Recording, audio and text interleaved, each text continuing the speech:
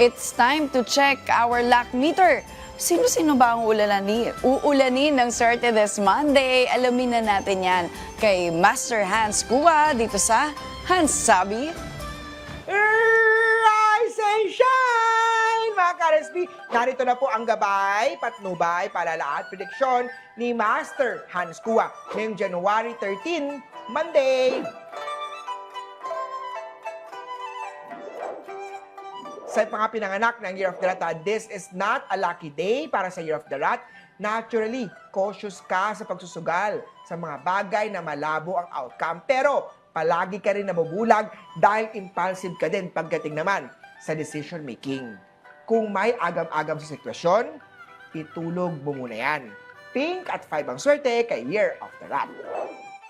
Sa Year of the Ox naman tayo, dahil ugali mo ang mag-asam ng freedom sa buhay, dapat maging truthful ka sa sarili mo. Gusto mong maging malaya, gusto mong yumaman, gusto mo ng ganito, gusto mo ng ganyan. Ang dami-dami mong gusto, pero kulang ka sa gawa. Sipagan mo din kasi. Violet at 9 ang swerte kay Year of the Ox. Sa mga pinanganak naman tayo ng Year of the Tiger, para sa naghahanap ng job or nagbabalak ng career change, today is the day. Ipakalat na ang resume at CV dahil it's time to move on sa mga toxic na work environment. Aqua 3 ang swerte kay Year of the Tiger. Sa Rabbit naman unahin na ang mga bills at iba pang obligasyon bago kumastos sa mga bagay na hindi naman kailangan. Keep cool lang dahil maganda ang araw ito para sa'yo. Peach at 6 ang swerte kay Year of the Rabbit. Kay Drago naman tayo, kahit napipilitan ka lang sa trabaho, dapat na ipakita at bigay ang best effort at magbigay ng maayos sa serbisyo. Pagdating naman sa usapang finance o pera, huwag masyadong magwaldas kahit na madali para sa'yo ang pagkita ng pera. Silver at 3 ang swerte kay Year of the Dragon.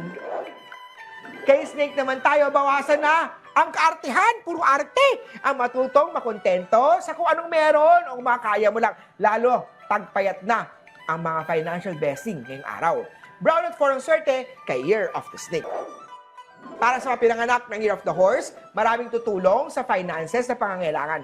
Ngunit, mas mabuti pa din na magkaroon ng good habits of saving money. Sa taong 2025, Year of the Wooden Snake, maganda i-consider ang work abroad or as long as ibang currency, kahit work from home or freelance na job. Brown at 4 ang swerte kay Year of the Horsey. Punta naman tayo kay Year of the Goat. Online relationship can also work out basta may communication silang tangible. Pero make sure to meet in person as soon as possible. Sa mga couple naman na may long distance relationship, always keep in touch sa iyong kabiyak at kapamilya. Orange at 1 ang swerte kay Year of the Goat. Punta naman tayo kay Year of the Monkey. Love is not sweeter the second time around. May rason kung bakit kayo nagkahiwalay. Always remember that reason. White at 7 ang swerte kay Year of the Monkey. Punta naman tayo kay Year of the Rooster. Dadami na ang trabaho at uunlad na ang pag-usad. Sa mga nagtitiis naman makakaramdam ka ng lifting of negative energy. But be cautious, hindi pa totally angkop ang panahon na to. But you can start to get ready. Pink at 5 ang swerte kay Year of the Rooster. Sa mga Year of the Dog, pahalagahan ang sarili. Hindi ka makakapagbigay ng saya sa iba kung wala kang saya na nadarama.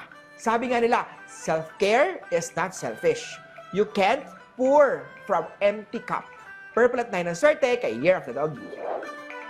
Sa mga Year of the Pig naman, surprise! Surprise! Posible na magkaroon ng surprise sa pag-ibig! Pero huwag ka agad matuwa. Ito ay maaaring sudden o biglaang proposal of marriage, baby on the way. Or hindi ka pala crush ng crush mo. Surprise! Yellow at 2 ang swerte kay Year of the Piggy.